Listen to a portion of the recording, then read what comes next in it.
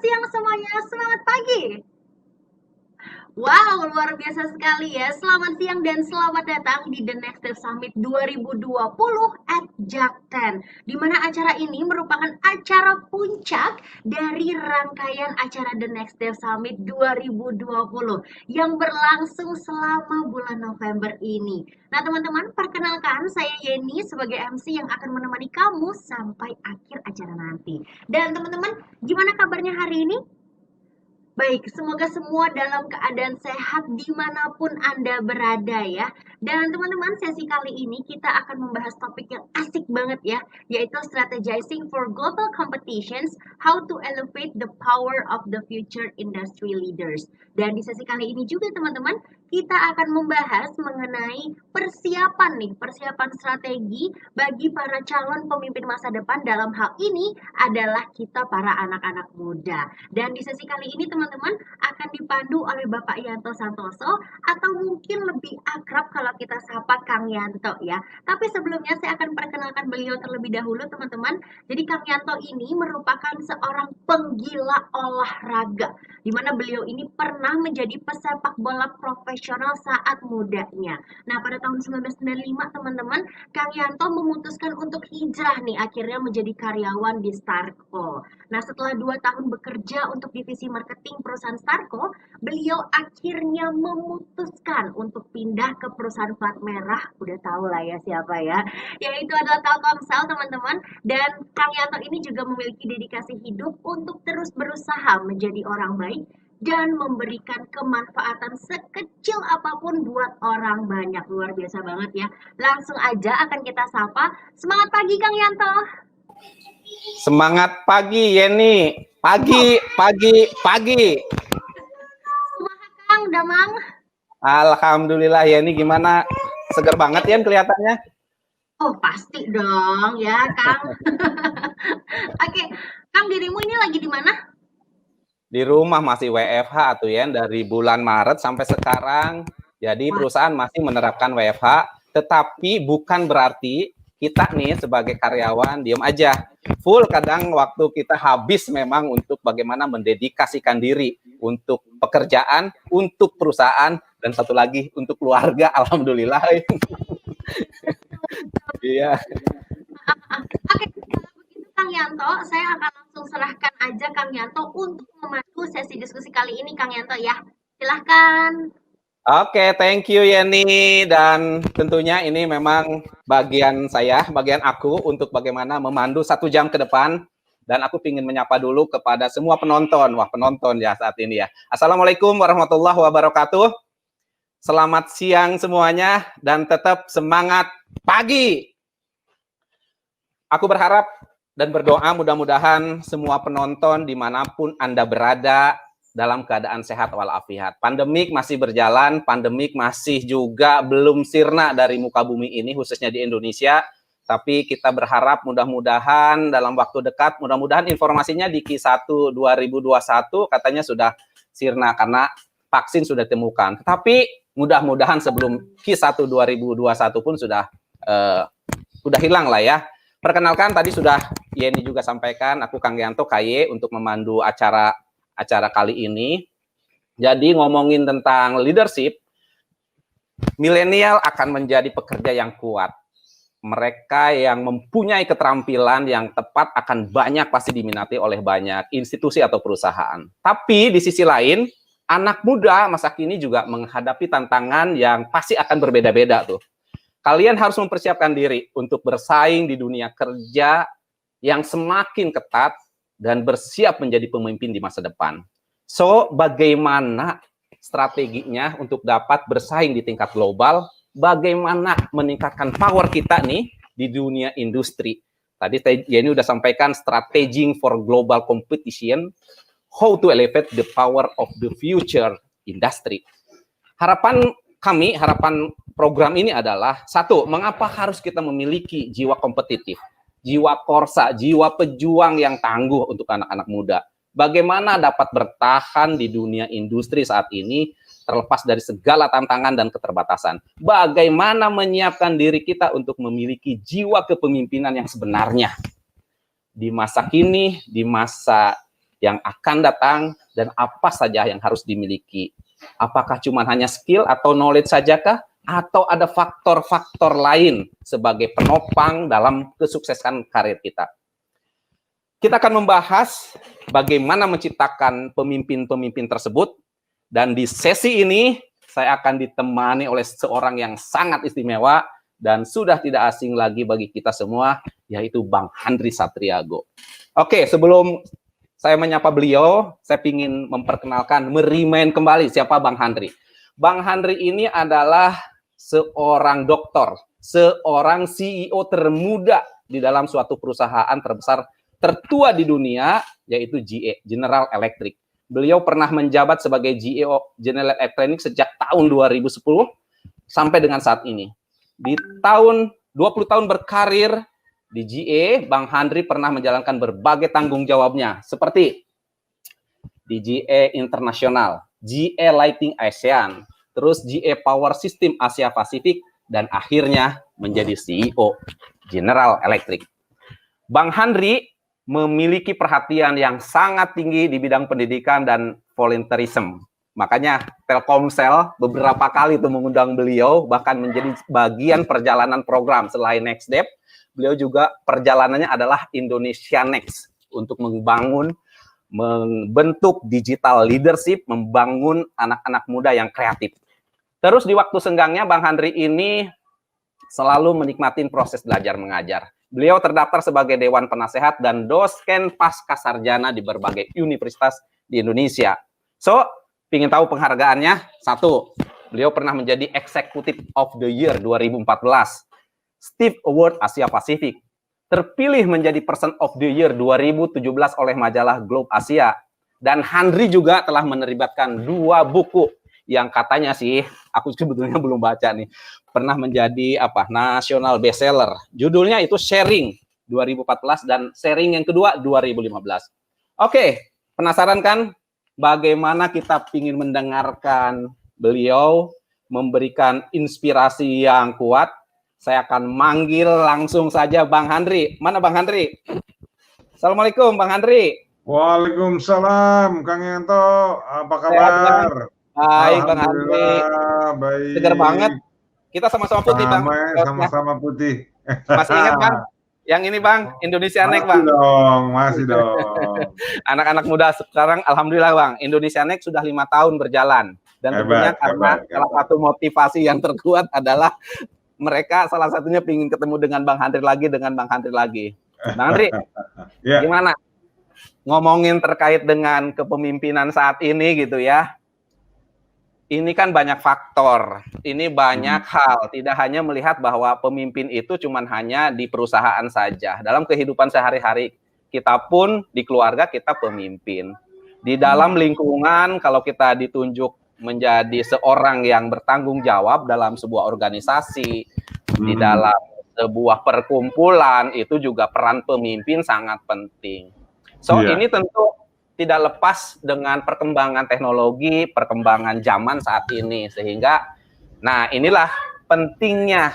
Sebetulnya ini karena memang untuk anak-anak milenial, anak-anak muda, kita sebetulnya lebih kepada mereka sebetulnya untuk mempersiapkan pemimpin di masa depan gitu ya. Baik yang masih di kampus, atau memang sekarang punya usaha tetapi belum besar gitu ya. Nah ini yang penting saya rasa untuk kita bahas nih Bang. Gimana Bang? Iya Kang, gimana Kang? Ya, jadi Bang Handri ini punya waktu sekitar 20 menit. Nanti kita ngobrol panjang lebar. Saya ingin mendapatkan, kita semua ingin mendengarkan seperti apa kepemimpinan masa depan itu yang harus kita miliki gitu ya. Karena faktor-faktor pendukung saya rasa juga harusnya juga dimiliki oleh mereka. Bang, ini waktu Abang, jadi silakan cerita dulu selama 20 menit. Setelah itu kita ngobrol lagi ya Bang. Saya nggak mau ganggu Abang dulu, biar Abang benar-benar fokus untuk memberikan insight buat si para anak-anak muda di luar sana tuh, penonton yang mendengarkan kita. Ini mudah-mudahan buat mereka. Silakan Bang Handri. Terima kasih. Jadi teman-teman, dunia ini terus berubah. dan kita berhadapan dengan salah satu perubahan yang paling besar saat ini, di mana kita menghadapi pandemi. Nggak pernah ada pandemi sebesar ini dalam 100 tahun terakhir. Jadi sebelum pandemi juga kita mengalami berbagai perubahan yang ada. Dan ini membuat semua konsep mengenai kepemimpinan, konsep mengenai manajemen juga berubah. Yang sekarang kita lihat yang diperlukan adalah berbagai kemampuan untuk mampu bertahan dan melakukan adaptasi dari berbagai perubahan yang ada. Dan kalau dilihat perusahaan-perusahaan yang besar sekarang ini adalah perusahaan-perusahaan yang mampu bertahan dan adaptif terhadap perubahan yang ada. Kenapa perlu adaptif? Karena mau nggak mau harus berkompetisi. Dan nggak cuma perusahaan yang berkompetisi, negara juga berkompetisi. Ya, negara berkompetisi dan itu membuat ternyata berhubungan dengan tingkat kemakmuran yang ada pada masyarakatnya. Negara yang tingkat kompetisinya tinggi, maka tingkat kemakmurannya tinggi. Negara yang tingkat kompetisinya rendah, maka tingkat kemakmurannya juga rendah. Jadi berhubungan lurus. Nah, apa yang membuat sebuah negara punya tingkat competitiveness atau daya saing yang tinggi dibanding dengan negara lain? Tadinya saya pikir adalah sumber daya alam, ternyata bukan. Saya pikir tadinya adalah jumlah penduduk, ternyata juga bukan. Banyak negara yang jumlah penduduknya sedikit, sumber daya alamnya sedikit, tapi makmur. Nah, setelah dilihat-lihat ternyata adalah sumber daya manusia. Sumber daya manusia lokal yang ada di dalam negara tersebut. Semampu apa sebuah negara memiliki kemampuan sumber daya yang mampu membuat negara tersebut jadi pemain global. Ini yang jadi masalah. Karena Indonesia masih jauh dari situ. Kita peringkat 50-an sekarang dari sekitar 170 negara. Kita di bawah Thailand, di bawah Malaysia, di bawah Singapura. Dan yang lebih menyedihkan lagi, padahal kita punya sumber daya alam yang lebih besar dibanding mereka semua. So, kenapa kita tidak bisa menjadi lebih kompetitif? Jawabannya ada pada sumber daya manusia. Sumber daya manusia kita belum memiliki kemampuan berkompetisi yang cukup tinggi di dunia internasional. Jumlah orang Indonesia yang bekerja di luar negeri, jumlah orang Indonesia dalam level manajerial ke atas ya, jumlah orang Indonesia yang bekerja di dalam negeri tapi menghasilkan produk yang diekspor ke luar negeri, itu dibanding jumlah penduduk dan luas negaranya masih jauh lebih kecil dibandingkan dengan Swedia misalnya, yang negaranya kecil tapi semua produknya diekspor. Di Swedia kita kenal Volvo, kita kenal Ericsson, kita kenal IKEA, di Denmark kita kenal Lego, di Malaysia kita kenal Petronas, di Singapura ada Singtel, di Indonesia ya masih susah. Mungkin Indomie barangkali. Tapi ya itu, skill of product, value of produknya mungkin belum tinggi. Jadi nggak cuman kemampuan kita mengekspor saja, tapi value added-nya juga, nilai tambahnya juga. Dan ini yang ternyata menjadi masalah buat kita. Saya bolak-balik berpikir apa yang membuat kita tidak cukup mampu untuk bersaing di dunia global. Ya, kalau dilihat peringkat saing leadership global Indonesia itu ternyata masih ranking 90-an dari 110 negara. Kita lebih rendah dari Vietnam. Jadi ternyata kalau saya bawa ke tempat saya kerja ya, di mana saya kerja di perusahaan multinasional, saya lihat sumber daya Indonesia dengan sumber daya negara lain. Ada hal-hal yang sangat kritikal. Yang pertama adalah kita tidak jago untuk bertanya. Kita jago untuk menjawab. Padahal kita diperlukan kemampuan untuk bertanya, untuk bisa mengeksplor sesuatu. Kita perlu kemampuan untuk mengeksplorasi dan punya curiosity, punya kekepoan yang positif gitu. Jadi kepo, pengen tahu apa yang terjadi, kenapa kayak begini, kenapa kayak begitu, kenapa nggak begini, kenapa nggak melakukan hal yang berbeda. Jadi kita nih senang kalau mampu meniru sesuatu yang sudah dikerjakan orang lain. Sementara negara yang daya saingnya tinggi mampu meniru, mampu bangga, senang kalau mereka mampu menghasilkan sesuatu yang berbeda dengan yang sudah ada. Nah, ini yang sekarang diperlukan oleh kemampuan kita, kemampuan bertanya dan menghasilkan ide. Jadi kemampuan menghasilkan ide itu hanya muncul ketika kita punya curiosity, punya questioning, punya kemampuan experimenting, dan punya kemampuan untuk networking. Baru dia akan muncul ide-ide yang luar biasa. Bukannya nggak ada, tapi kurang banyak. Saya punya menti, teman-teman yang di Salatiga itu menghasilkan mesin CNC, sudah diekspor. Padahal mereka cuma lulusan SMK. Mereka memenangkan kejuaraan yang dibuat oleh GE Global tahun 2012. Mengalahkan profesor dari Swedia, dari Oxford, dan sebagainya. Padahal cuma lulusan SMK. Jadi kalau mampu sih mampu. Cuman nggak banyak. Karena mentalitas itu kita tadi, mentalitas kita adalah mentalitas meniru, bukan mentalitas untuk mampu menghasilkan sesuatu. Dan ini yang sekarang menjadi PR kita. Jadi ada 4E kalau buat saya, seorang leader itu yang kita butuhkan, ya, yang bisa dijadikan acuan buat kita. Kemudian nanti habis itu kita diskusi. 4E dan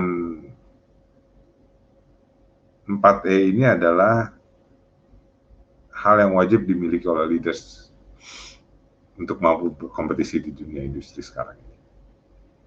Yang pertama punya energi untuk mengeksplorasi sesuatu, punya energi untuk passionate terhadap sesuatu yang baru, punya energi untuk membuat sesuatu yang berbeda, punya energi untuk mengalahkan seseorang, untuk bersaing dan bisa membuat hasil yang terbaik. Jadi ada apinya gitu. Banyak orang yang nggak punya nih apinya, udah deh gue segini aja deh, apa adanya aja lah, cukuplah segini. Ya nggak bakalan maju-maju Indonesia. Kita harus punya energi untuk memutus siklus yang sudah sekian lama ada di Indonesia. Jadi anak-anak muda ini harus mampu menjadi leaders yang mampu membuat sesuatu yang baru, yang nggak ngikutin lagi generasi-generasi sebelumnya, yang nggak lagi birokratis. Ya orang semua sekarang bersaing dengan kecepatan, speed ya. Kalau dilihat perusahaan-perusahaan yang maju sekarang adalah perusahaan yang speednya tinggi, yang kemampuan beradaptasinya tinggi dan kemampuan menghasilkan idenya cepat. Nah itu adalah kayak Amazon, Google, Facebook, Alibaba, Tesla, nggak berhenti menghasilkan sesuatu. Netflix. Nah, jadi energi itu yang dibutuhkan. Kemampuan untuk menginginkan menghasilkan sesuatu yang baru, menghasilkan ide, membuat persaingan menjadi sesuatu yang sehat, menerima keberagaman. Nah, lalu yang kedua adalah kemampuan mengenergikan orang lain agar orang lain sama berenerginya seperti kita juga. Ini penting sekali karena untuk menjadi seorang leaders itu harus lead self, lead others, and lead business. Sekuensinya begitu. Kita nggak akan bisa melead others kalau belum bisa melead diri sendiri. Tadi energi adalah lead self. Kemudian energize adalah lead others dan lead business juga.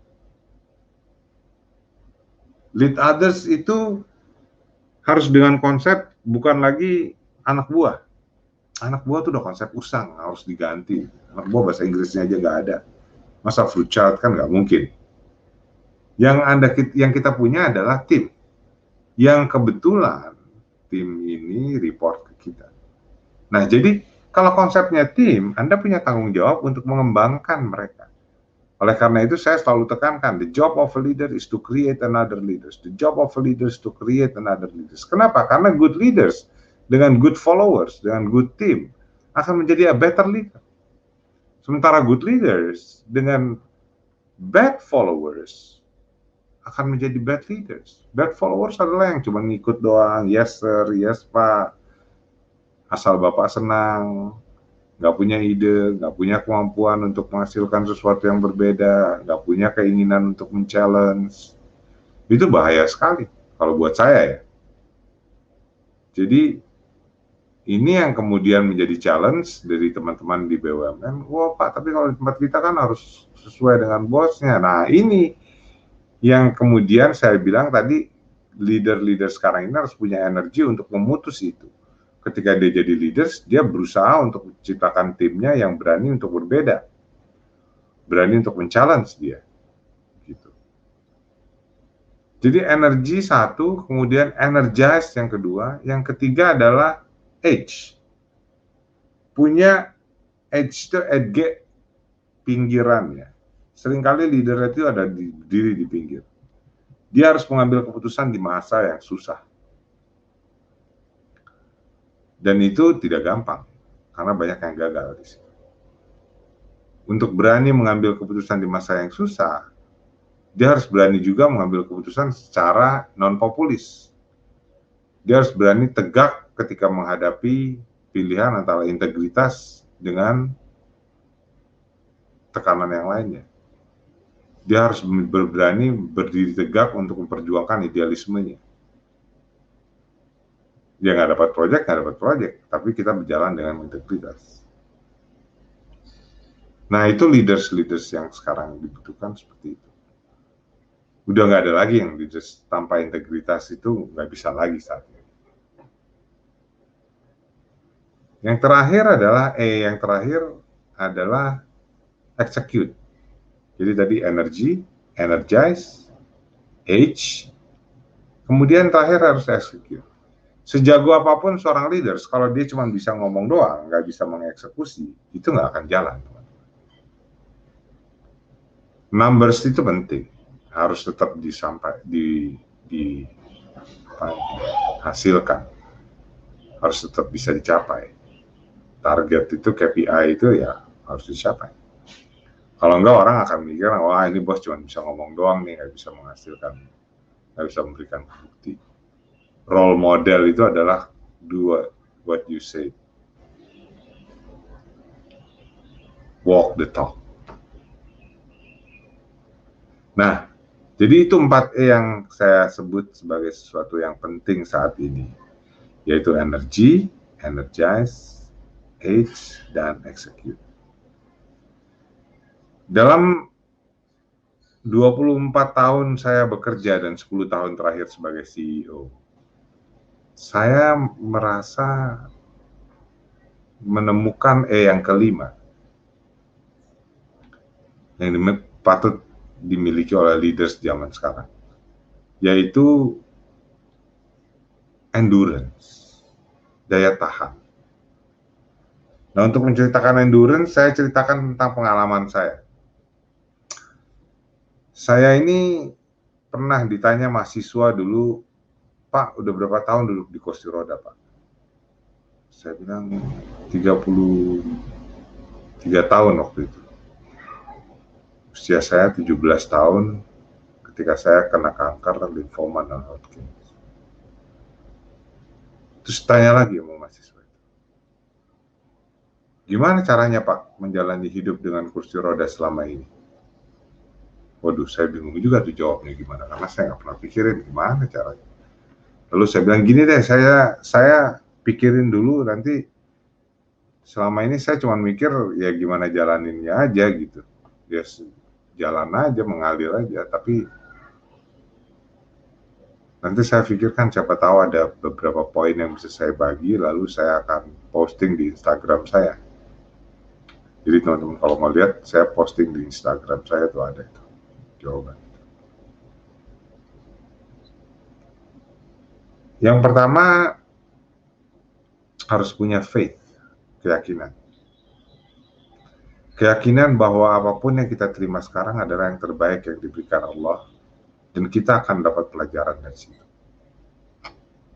Dan Allah pasti akan memberi jalan. Saya tahu bahwa ini lebih gampang diucapkan daripada dijalankan, paham saya. Tapi saya juga pernah membuang keyakinan ini. Saya pernah nggak mau percaya lagi pada Tuhan, saya nggak mau lagi menjalani kehidupan beragama dan sebagainya. Itu saya seperti terombang-ambing di samudra yang kemudian nggak jelas, timbul tenggelam. Ketika saya punya faith, punya keyakinan, saya punya pegangan, semacam papan gitu yang kemudian saya bisa naik, kemudian saya bisa lompat lebih tinggi sesudah itu nanti. Bouncing back. Nah, Anda nggak akan punya faith tadi kalau misalnya Anda nggak mencari, kalau nggak berusaha untuk punya keyakinan. Karena keyakinan itu nggak muncul begitu saja tanpa dicari, tanpa melakukan penyerahan diri kepada Yang Maha Kuasa.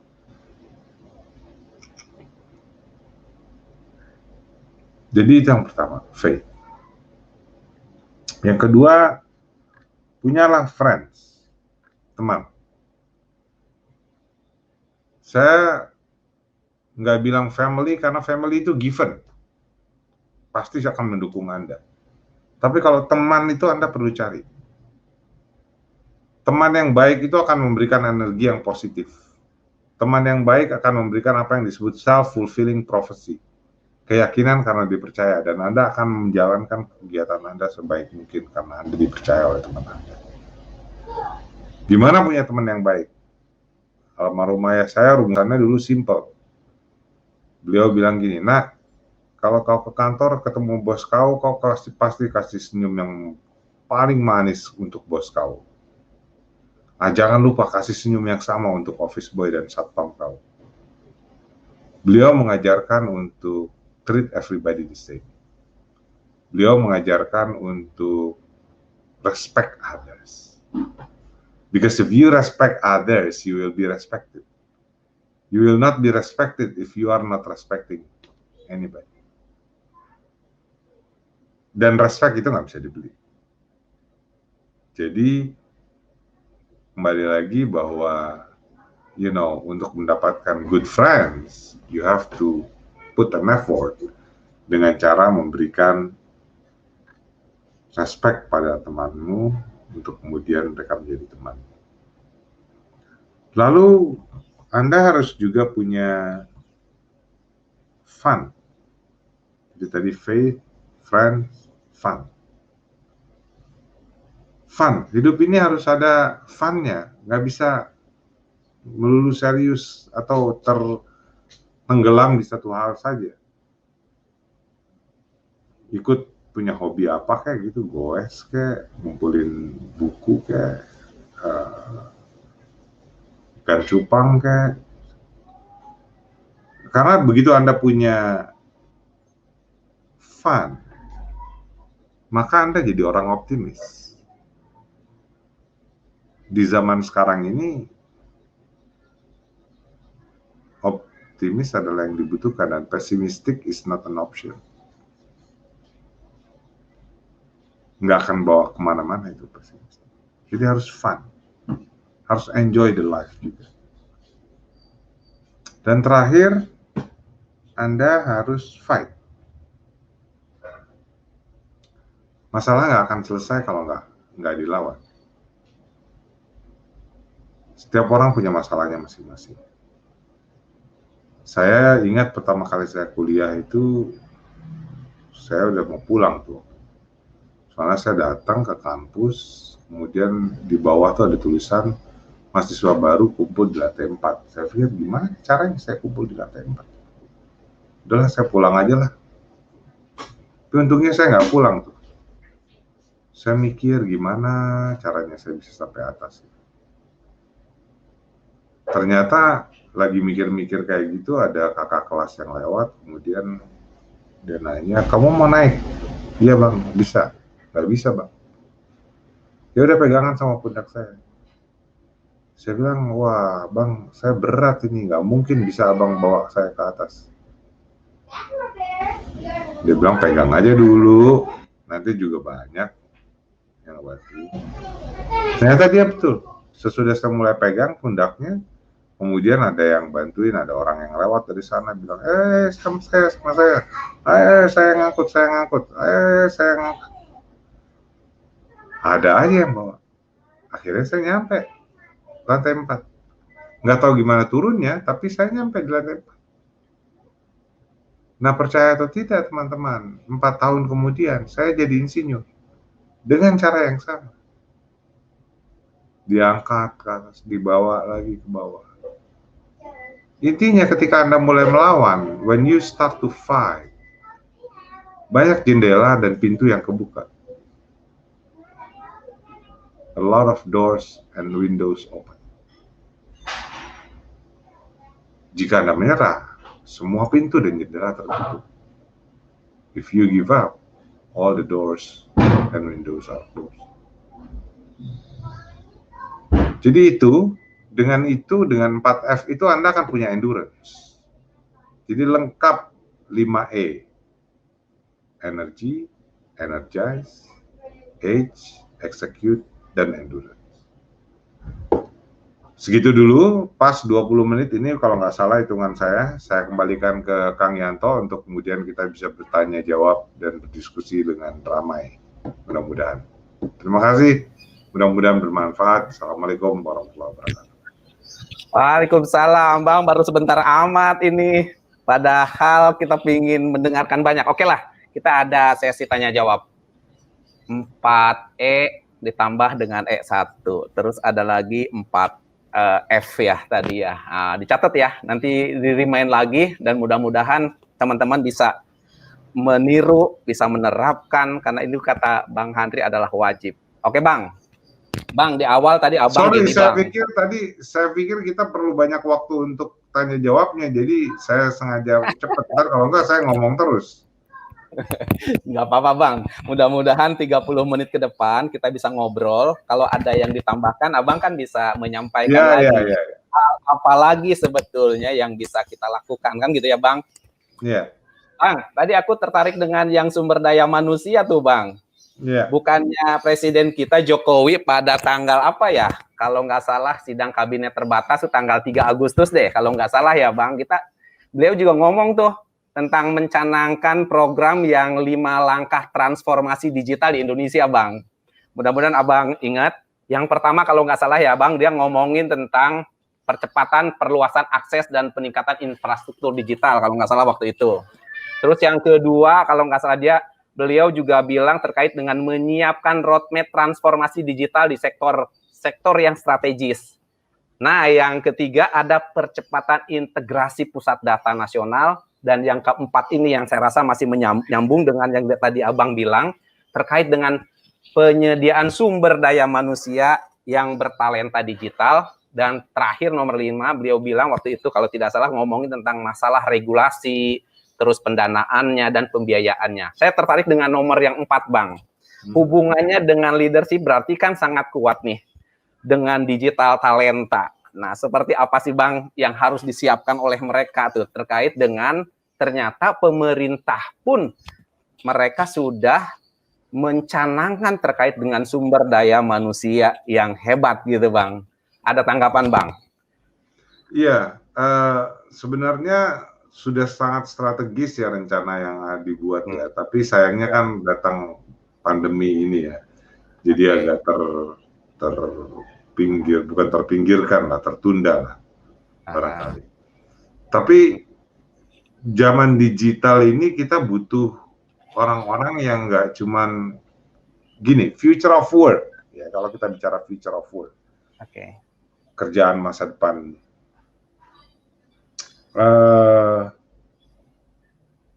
Dalam setiap sejarah revolusi industri itu jumlah pekerjaan yang hilang itu ternyata lebih sedikit dibandingkan dengan jumlah pekerjaan baru yang muncul.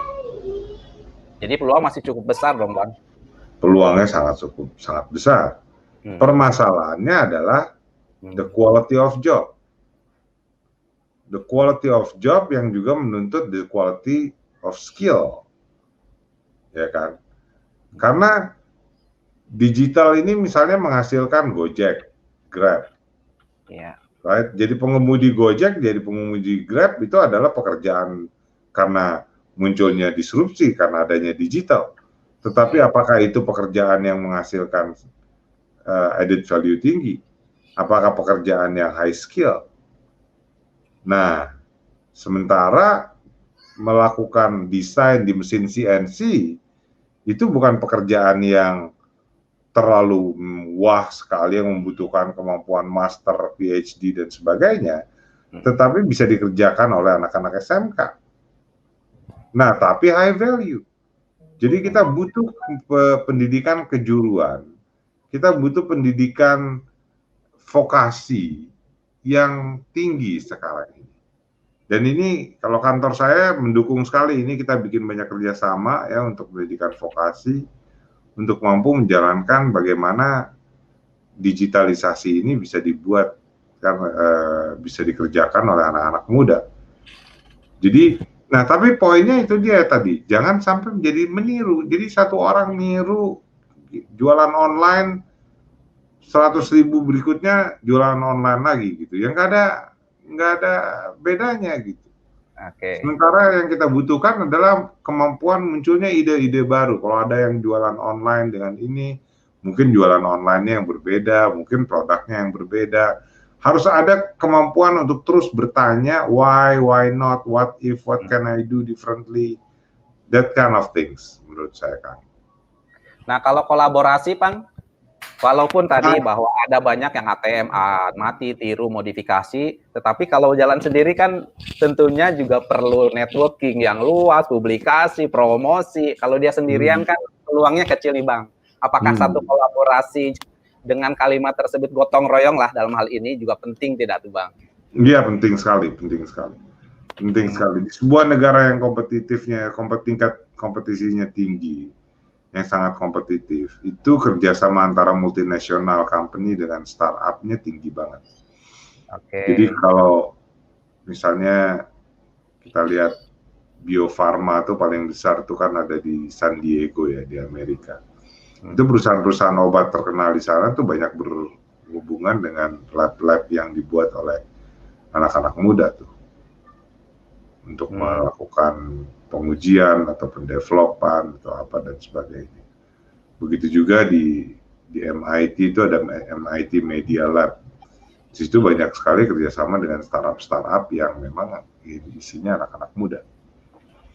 Nah, kolaborasi seperti yang dilakukan oleh Telkomsel menurut saya ini sebuah langkah yang luar biasa ya, yang menjangkau anak-anak muda, menjangkau mereka untuk menghasilkan sesuatu ide untuk mengembangkan produk baru ataupun pemikiran baru yang bisa kemudian dijadikan sebagai bisnis baru.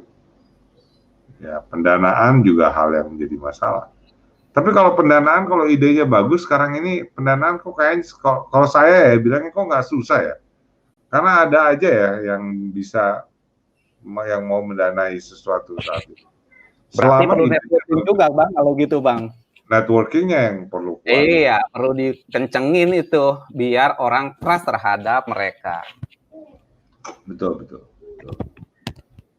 Bang, ada faktor lain nggak sih, Bang, sebetulnya buat anak-anak muda kita saat ini? Saya sering ngobrol sama orang tua nih, Bang, yang sudah sepuh betul-betul. 88 tahun orang tua saya masih ada. Dan apa yang memang harus ditambahkan? Dia pernah bilang bahwa attitude, Bang, salah satunya, Bang. Nah, hubungannya dengan attitude ya, anak-anak muda sekarang seperti apa tuh, Bang, di kacamata Bang Handri ini? Kalau saya sih, saya menerima keberagaman yang ada.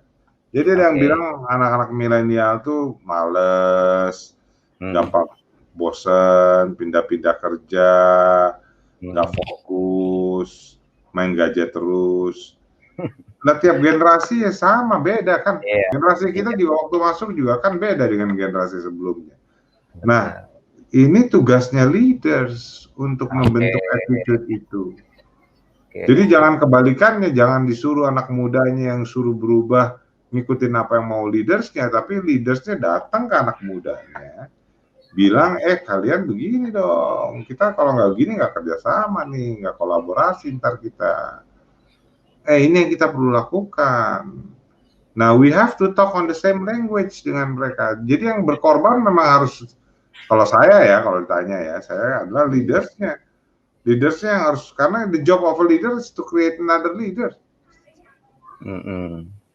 Kalau ngarepin anak mudanya yang berubah dengan tiba-tiba, ya mereka juga ngelihat contoh. Ya kan, kita punya role model cukup nggak? Nah, kalau misalnya kita pengen mereka punya attitude yang kuat, attitude yang bagus, kemudian mentalitas yang bagus, kita yang harus terjun untuk ikut membantu dan membimbing mereka untuk punya itu. Saya melihat keberagaman anak-anak milenial sih nggak ada masalah, karena tiap generasi berbeda. Tinggal bagaimana menyikapinya ya Bang, dengan bijaksana dari leader role modelnya itu tadi. Betul. Betul. Berarti jangan salahkan anak muda ketika ada satu komunitas, institusi ataupun perusahaan ternyata tidak beradaptasi dengan yang terjadi saat ini gitu ya. Kalau ternyata malah akhirnya mereka tidak bisa maju dalam proses usahanya gitu Bang.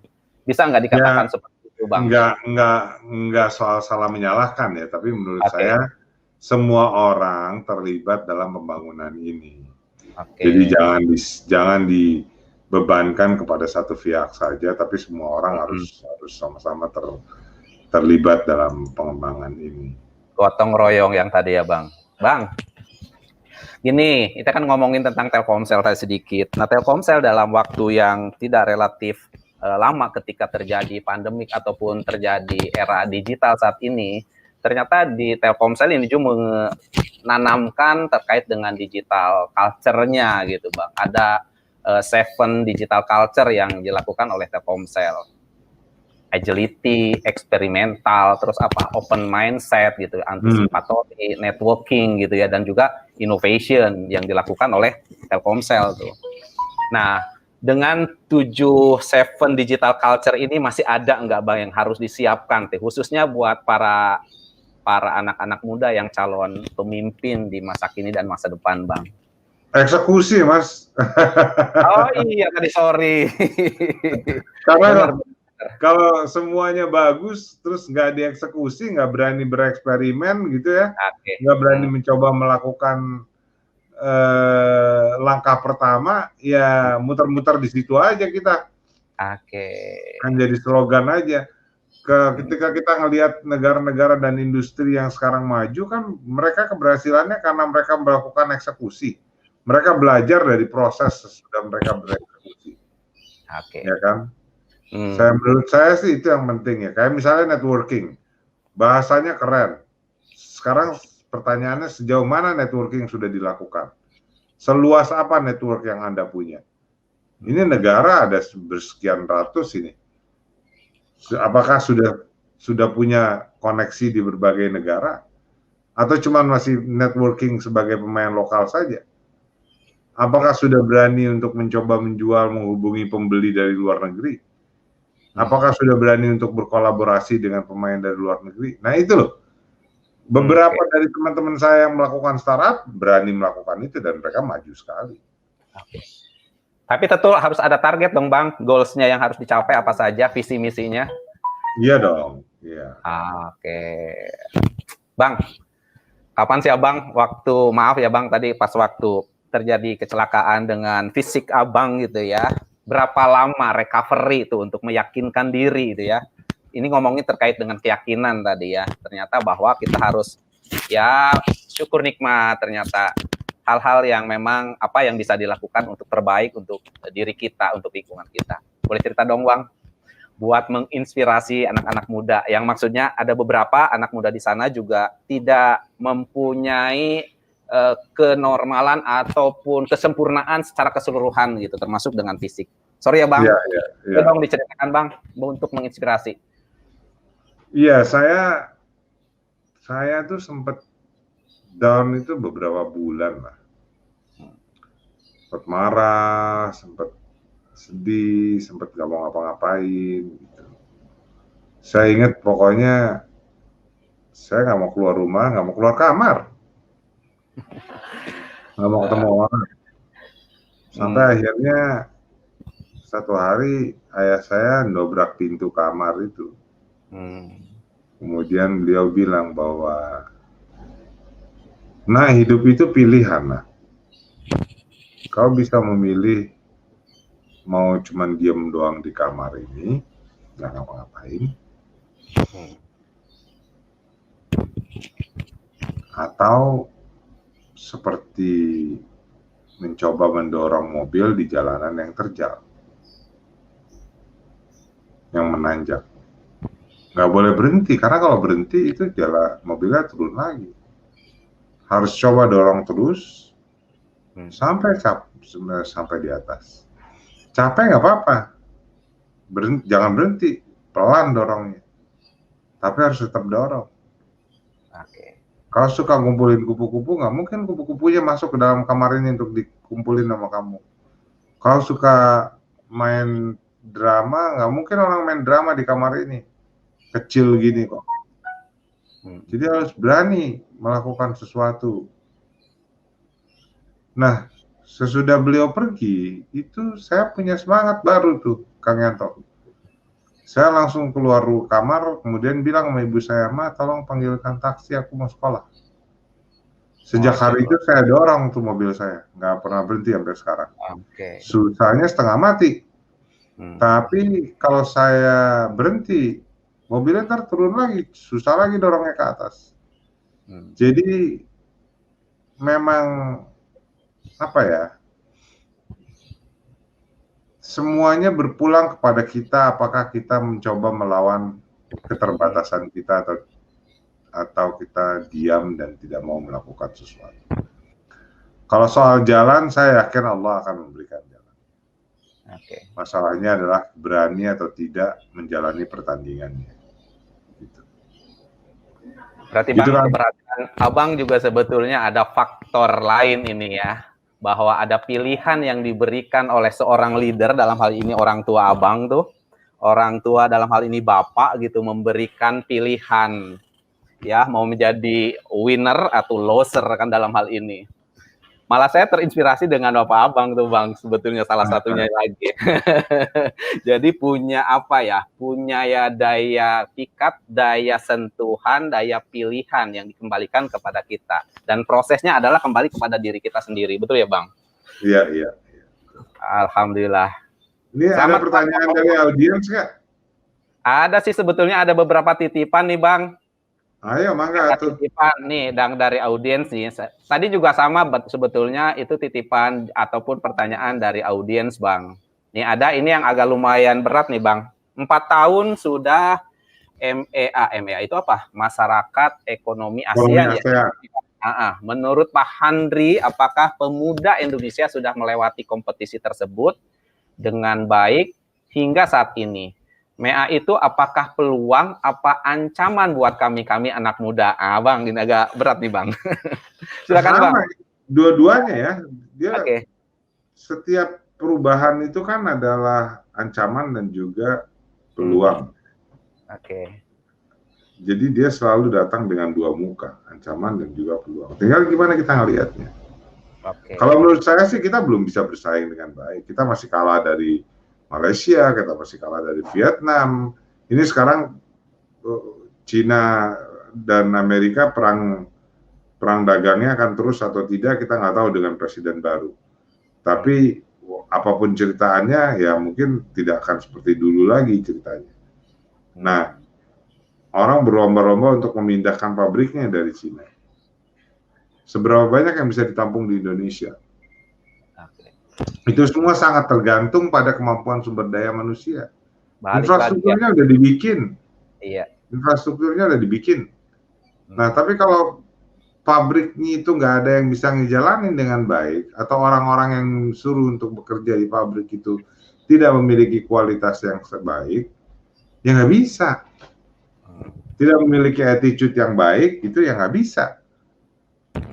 Nah, itu yang menjadi tantangan, yang selalu menjadi tantangan kita sekarang, dan selalu saya ingatkan di setiap sesi di mana saya bicara mengenai competitiveness.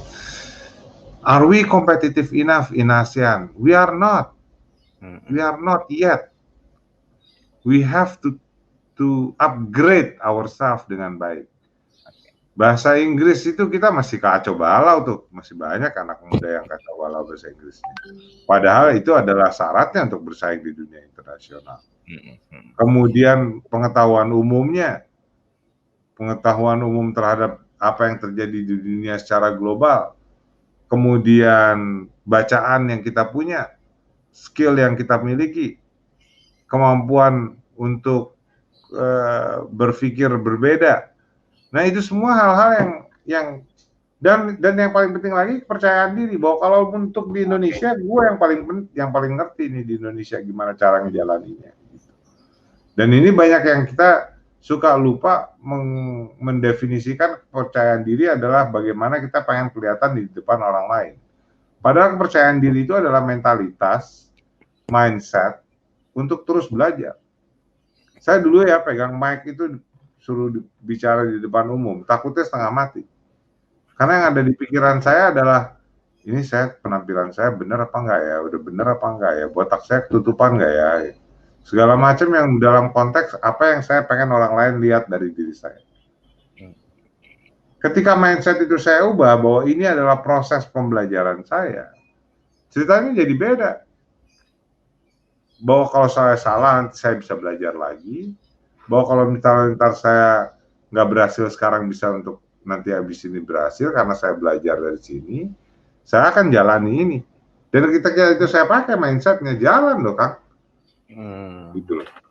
Jadi saya pegang mic, saya mulai bisa bicara, saya mulai bisa berani punya jam terbang bicara di depan umum, dan bisa jadi public speaker. Sampai sekarang Bang, alhamdulillah dong Bang. Alhamdulillah sampai sekarang. Oke, keren Bang. Bang, ada lagi nih Bang, dari audiens juga Bang, pertanyaannya nih Bang. Ini seberapa besar nih peluang kami sebagai anak muda katanya ya memberikan perubahan di masa depan, apalagi kondisi saat ini kan masih belum penentu gitu ya, dengan adanya pandemi gitu ya, prediksinya masih sulit gitu, ekonomi sulit, industri-industri yang lain juga kena dampaknya gitu, sehingga buat mereka seperti apa sih Bang untuk memberikan perubahan tersebut? Apa yang mereka harus lakukan Bang? Saat ini mungkin yang perlu dilakukan adalah jangan kehilangan semangat untuk harus punya endurance ya untuk tetap berkarya, untuk tetap mikir mau ngapain. Saya selama pandemi berusaha nyelesain buku, belum selesai tapi berusaha nyelesain buku. Selama pandemi ini stres banyak karena nggak bisa kemana-mana, nggak ketemu teman, nggak ketemu ini. Tapi berusaha untuk bikin acara belajar bareng-bareng via online. Case study gitu. Jadi try untuk menghasilkan sesuatu yang positif. Itu yang paling penting. Jangan kehilangan semangat Anda untuk hidup. Dan ya kalau di kepercayaan yang saya anut sih, saya yakin Tuhan pasti akan memberikan jalannya gitu. Sesudah kesusahan akan ada kemudahannya gitu kan. Amin. Tapi kapan ya, itu yang diperlukan. Kita harus punya daya tahannya nih, harus punya kekuatannya untuk menjalani ini dengan baik gitu. Jadi teman-teman jangan pernah frustrasi ya, jangan menyerah. Tetap untuk menghasilkan sesuatu, berpikir, memproduksi sesuatu. Banyak yang melakukan bisnis baru, saya lihat, dan ini menarik sekali. Dan saya ngelihat juga banyak produk-produk baru, pohon lah sekarang. Betul, sepeda Bang, goes. Sepeda, macam-macam. Dan itu menurut saya suatu kreativitas gitu. Betul. Nah, ini kalau misalnya bisa dikembangkan sampai ke luar negeri kan, wah hebat kan. Jadi nggak cuma Indonesia, bisnis logistiknya juga masih jalan dengan baik. Betul. Oke Bang, kita sepertinya akan masuk ke pertanyaan terakhir nih Bang. Dan yang bertanya tadi saya akan kasih buku sharing yang kedua ya Bang. Terima kasih. Oke Bang, pertanyaan terakhir adalah ini sangat penting buat mereka nih. Seberapa pentingkah sumbangsi milenials terhadap kemajuan negara kita Bang? Ya penting lah, ini kan zamannya Anda. Penting Betul. banget. Betul banget, kumahanya Bang ya.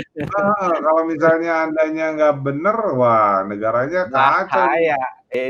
Exactly, Makanya Bang. Anda harus kompetitif, Anda harus berubah mindsetnya, Anda harus melek digital, baca, punya network yang kuat, dan nggak takut untuk berbeda pendapatnya gitu.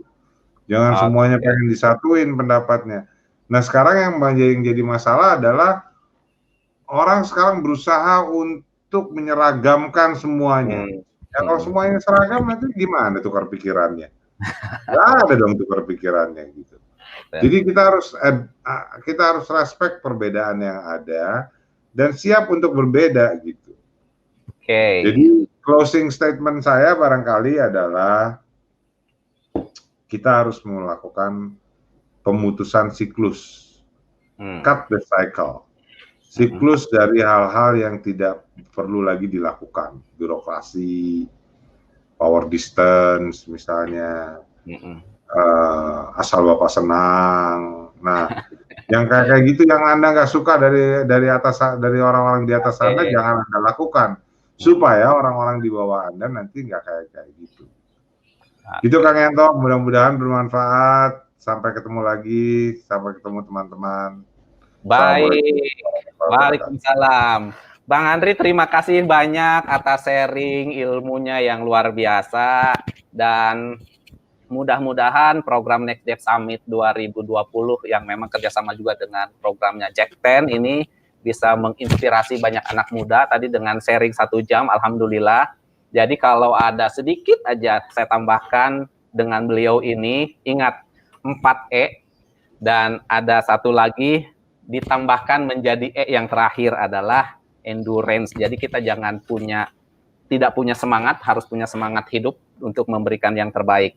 Yang pertama energi, energize. Terus yang kedua adalah energize. Yang ketiganya age, terkait dengan kita siap dipinggirkan, tetapi bukan maksudnya untuk dipinggirkan, tapi tetap harus fight. Terus execute, itu yang sangat penting. Dan terakhir adalah endurance. Dan ada 4F yang beliau sampaikan, Bang Andri sampaikan, tentang keyakinan, fit, friends, teman-teman terbaik, itu yang menjadi penyemangat kita, fun, dibawa benar-benar happy dengan hobi-hobi kita, komunitas-komunitas kita, dan terakhir adalah terkait dengan fight. Bang Henry, thank you banyak, sudah memberikan banyak inspirasi, dan terakhir, foto bersama dong Bang, biarpun berdua. Ayo. Caranya gimana Bang? Tetap anak muda dong Bang.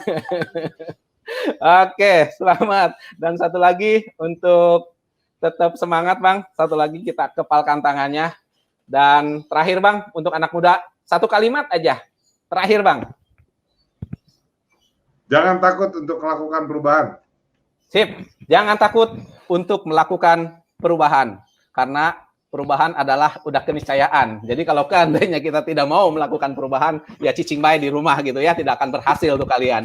Baik, terima kasih Bang Andri atas waktunya 1 jam. Mudah-mudahan sudah bisa memberikan banyak insightful yang luar biasa kepada anak-anak muda. Dan kita ketemu lagi di lain kesempatan Bang Andri. Assalamualaikum warahmatullahi wabarakatuh. Terima kasih teman-teman yang lain. Dan semangat pagi. Pagi. Thank you. Saya kembalikan kepada Yeni. Yeni, tadi sudah kita bincang-bincang asik dengan Bang Andri ya. Pasti Yeni juga tadi ikutan. Aduh, aku sebetulnya nggak cukup Yeni kalau cuma 1 jam. Pinginnya sih. Saya juga merasa begitu, betul. Aduh, saya sampai dengan banyak banget sebetulnya pertanyaan yang pingin ditambahkan kepada beliau. Tapi 1 jam tentunya sudah bisa kita ambil banyak manfaat di dalamnya. Yeni, aku kembalikan kepada host yang sebenarnya di acara ini. Terima kasih banyak ya Kang Yanto ya, luar biasa. Terima Sami. kasih. Begitu juga untuk Mas Andri, terima kasih. Dan sampai jumpa di lain kesempatan ya. Kang Ya. Yanto, sehat selalu. Sami-sami ya nih.